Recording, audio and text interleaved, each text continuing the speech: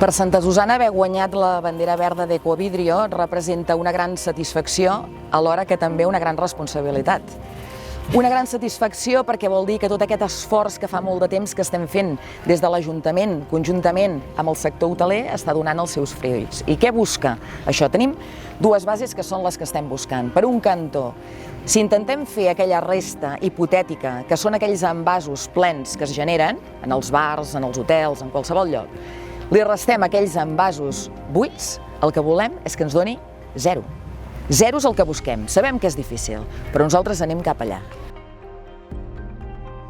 La segona és conscienciar a tota la ciutadania en general, tant el turista que ens visita com els veïns i veïnes, de que hi ha un retorn econòmic i també mediambiental. Ens fa més eficients i també ens fa més responsables. Des d'Ecovidrio implantem el moviment Banderes Verdes precisament per posar-nos al costat dels ajuntaments en termes de sostenibilitat quan arriba als moments de màxima generació de residus en general i de vidre en particular, que és a l'estiu i a les zones litorals. I en especial Santa Susana és molt important l'esforç que fa perquè són un municipi punta de llança de la costa de Barcelona i des d'Ecovidrio volem posar en valor també la qualitat d'aquesta costa i que arribi el missatge de que també es poden fer les coses bé en termes de sostenibilitat.